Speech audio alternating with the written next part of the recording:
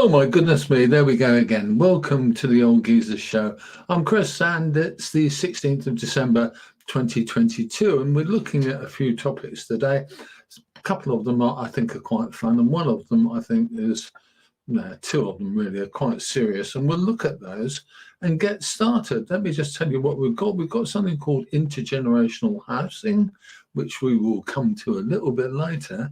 And we've got a feature about retirement ages as well, which I find really an odd one. And we've got a bit of cookery for you. Have you ever had a swede chip? I made some this lunchtime. And finally, if you wish, join me for a stroll along the clifftop at Felixstowe.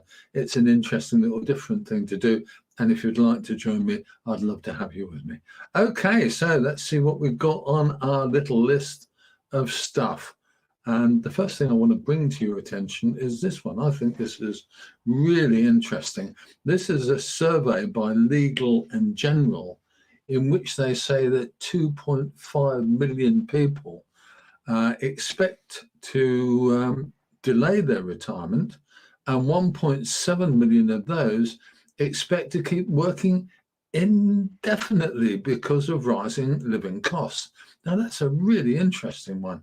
Most of those people actually say they expect to delay retirement by about 3 years. But some of them had reasonable reasons and some of them just went for the living cost thing. 2/3 said they couldn't afford the loss of income. But the other thing that came up was that a lot of people said also that they were enjoying their jobs and therefore they didn't feel like retiring. And on the other hand, they weren't feeling old enough to retire yet.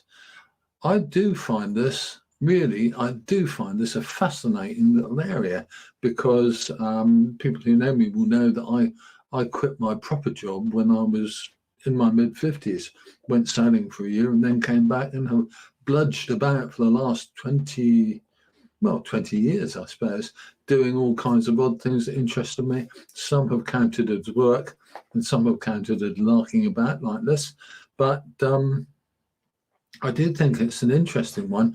And I would love to know what people think, what you think. In fact, if you think if you're still working and you haven't retired yet, when do you think you're going to retire?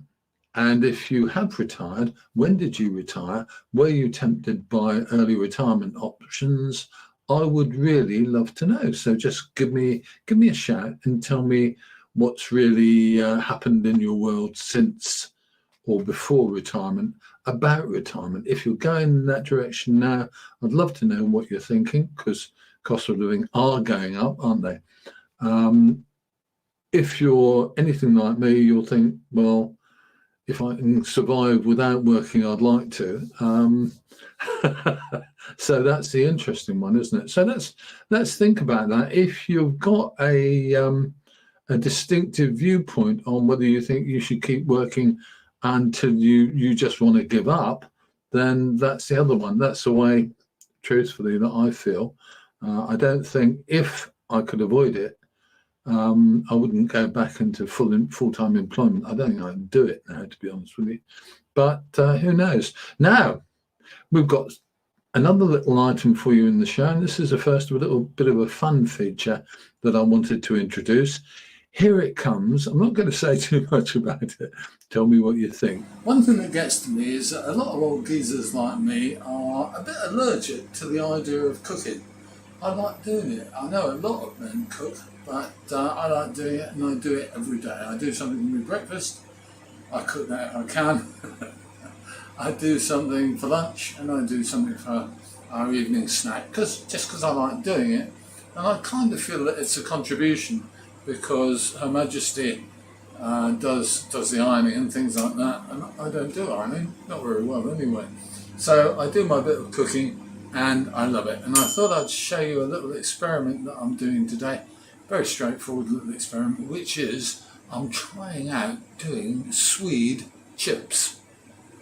I love chips. So what can go wrong? We'll find out. Hey, well, there they are oiled. There they are with paprika and garlic on them. And there's the chicken that we had with them as well. Split it in half just to make sure it was cooked. And there was dinner. What were the Swede chips like? I loved them. I thought they were great. I really did like Swede chips. I overcooked them, I think, to be honest with you. But there you go. It's one of those, oh, God, she knows. It's one of those things that happens sometimes. You overcook stuff, it goes a bit kind of disastrous. You think, but that was all right. I'm going to undercook them. I cooked them for about 20 minutes this time.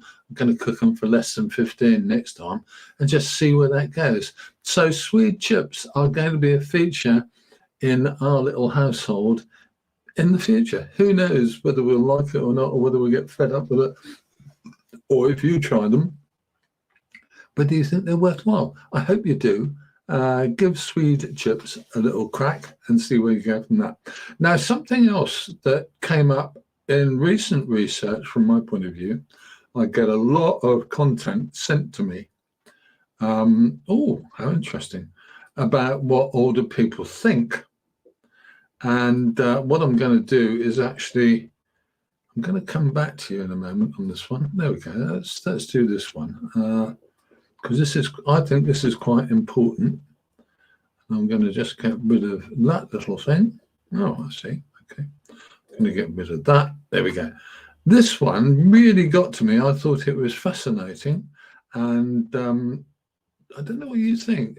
There is an issue for a lot of old people, or a lot of older people, that we do feel that we are dropping into, I guess we have to say it, into a kind of ghetto when we move into old people's accommodation. How do you feel about this if you live in an old person's flat or in an old person's development? That's what we do. And there was a letter published in a local newspaper that popped up on the list of things that I get people to send me every day. And this was a fascinating one. Come from a gentleman called John. It was published in a local newspaper in the south of England. And he was saying that there is something called intergenerational housing. Now, I've never heard of this one before, but I think it's really worth knowing about.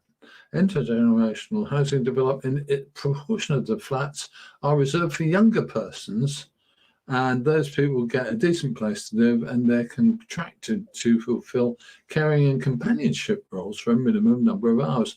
And apparently, this has been tried, I think, in Denmark and Norway, and seems to work. Now, this gentleman himself is nearly 70 and wants to be able to stay where he is, but he would like to move to somewhere where he doesn't feel he's living in a ghetto with everybody else who's elderly.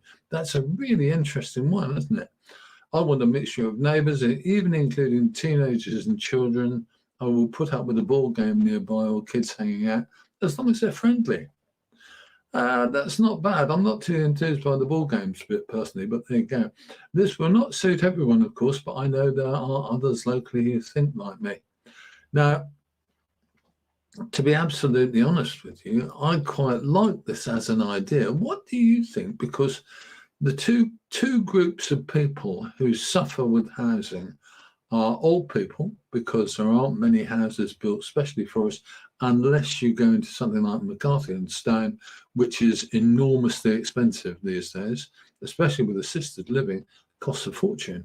If you're someone who's not particularly rich like me and would need to go into a home, then you would have to go somewhere where the council would pay for it from day one. Or I would like to have a small, really small flat for one person if I needed it. I mean, Dot and I live together very comfortably in this little flat, but I'd want somewhere bluntly smaller if I was on my own. So what are we doing with this one? Let's just go and have a look at the comments. What have we got here? Oh, right. It's Logan. Good old Logan. Love your channel, mate. Keep it up. Well, I'll tell you what. Oh, right. Good Lord, you've been watching for 100 years then. Nice to see you there, mate. Good to have you alongside. Okay. Don't forget, you're always welcome to come on for a shout out. Delighted to see you. If you're watching, give me a shout anytime. So this intergenerational housing thing, what do you make of it? I'd love to know what you think. Would you be happy to have a flat or a bed sitter or whatever in a block that had older people, younger people, a mix of people, and some of the younger people were able to give you a hand when you needed it? What do you think? I think that's really an interesting and somewhat engaging idea. I'm not convinced about some aspects of it, but I think they could be overcome.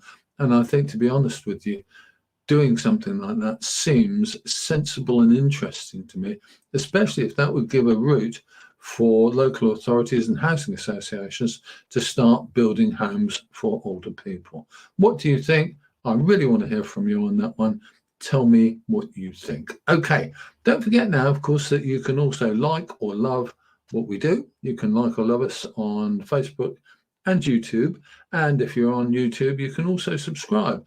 If you hit the little bell symbol, then you'll also get a notification when we're doing a new program, which will keep you in the loop.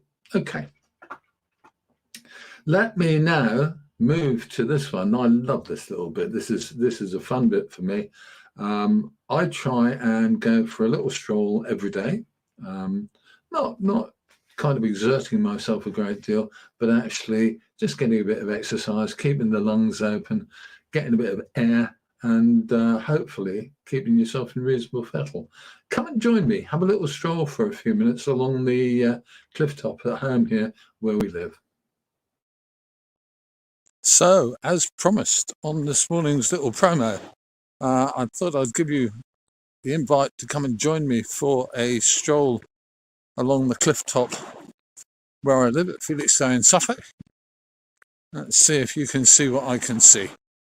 Okay, we're, I don't know, I guess 100 feet, maybe a bit more above the sea, looking down on our local seaside theatre, the Spa Pavilion. And across there in the distance, you can see Britain's biggest container port. That's the port of Felixstowe. In fact, you can just see two of the berths. On your right, that's berth 8, and on the left, group of cranes is berth 9. And you can currently see one of those huge container ships. Looks as if she's moving out. Well, in fact, she is moving out. Yeah, don't know which one it is. Can't tell from here. But that's a frequent sight here. And at one point, I ran a channel for about 10 years dealing with ships and shipping, which was really an interesting thing to do. I have to tell you, if you don't like ships and shipping, it wasn't. But I enjoyed doing it. Amazing when you think about it, that 90% of what we buy in Britain's shops comes in to Britain via a ship. Huge amount of consumer products, i.e. everything from your washing machines to your computers and phones and all that kind of stuff, comes from the Far East, comes in a container, comes in on one of these huge ships. And a great deal of what else you buy, like food and drink and stuff, comes in on ferries. When I was making that channel, I had the privilege, in fact, of sailing a couple of times on DFDS Seaways ships that come and go from Felixstowe every day. And looking at their cargo manifests, you would be amazed at what they have on board. One of the ships that I came back on obviously had a lot of imports. The one that went out from Felixstowe had a lot of empty trailers, but the one that came back in had huge amounts of stuff aboard, food and drink. It had about 100 trailers on board, and I think 30 or 40 of those trailers were things like steak, chips, orange juice, apple juice, all kinds of stuff. And the others had really a really mixed bunch of goods. Most of those trailers were fridges, or a lot of those trailers were fridges, and they had anything from kind of chickens to kind of prepared foods as well, and raw foods. So a lot of food and drink comes into our country, and we mustn't forget that. We need to make more stuff here, but that's just my personal opinion for what it's worth, which isn't, of course, terribly much.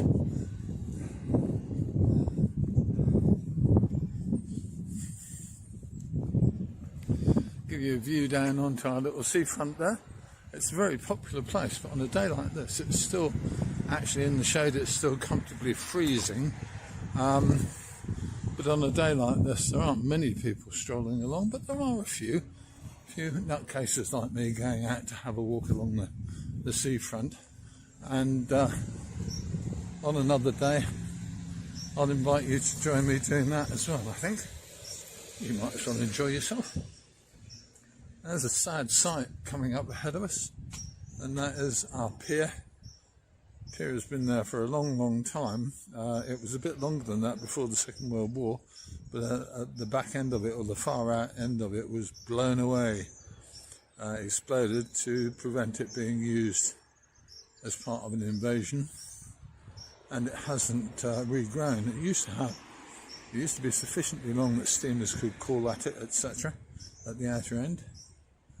And now you can't walk out on it alone because the owners say they can't afford to fix it. It's gradually rotting away. Such is life. Okay, and let's just take a look down there at the seafront. We'll do a seafront walk one day if you tell me you like this. Tell me if you like it or not. And if you do, we'll try and do a couple of seafront strolls. There you have it. And that's a little walk along the cliff top at Felixstowe, just to make a difference to our show. Hey, there you go. How was that then? I really quite enjoyed that little stroll, and I do something like that a bit further, obviously, because I go out and back and up and down a few hills and stuff. And I enjoy it, and I hope you did. I hope you will enjoy it if I do some more. Let me know. I'd love to hear from you, and tell me if you do a bit more yourself. It's Logan's come back to me with a couple of interesting posts. I feel as a country we are diverse now, including age groups, and I feel that old people mixing with young people is something we should see more often, as long as the houses are built well. I think that's true. And we'll go on from there to say, I think many young people look up to older people, and as a young person myself, I'd have no problem mixing with all ages of people in my area. And he wraps it up by saying, nice little walk, would love to see a seafront walk. Tell me where you are, mate. I'd love to know where you are in the country, because that's quite a nice, I'm complimented that you like what we're doing here, so that's good news. I thought I'd just show you this. Someone actually, I don't know whether this is going to show up properly. No, it's not, is it? Such is life. I'll show you this another time. Because it's got, of course, I'm using, as you realise, the green screen, and the green screen, if something has dropped out already, then it drops out and you can't see it. But there you go, never mind. Okay, so it's Logan has been an excellent contributor today. It's lovely to see you, mate. Always nice to see people. And you're from Harlow. That's I quite like Harlow at times. I've been there a few times, done some work around there at times, and nice people in Essex. I do like Essex, actually. I used to work for a company in Southend-on-Sea and had a fantastic time with some lovely people. There you go. Okay, so this has been the Old Geezers Show. I'm Chris. I'm the guy who runs it. You can get in touch with me anytime. I have to say thank you so much for watching the show. I hope you've enjoyed it, and I hope you watch it again. We'll be back with more content over the weekend, and then we'll have our regular shows during next week. Okay, I will say to you, I'll say to you, I'll see you soon. Thanks for watching.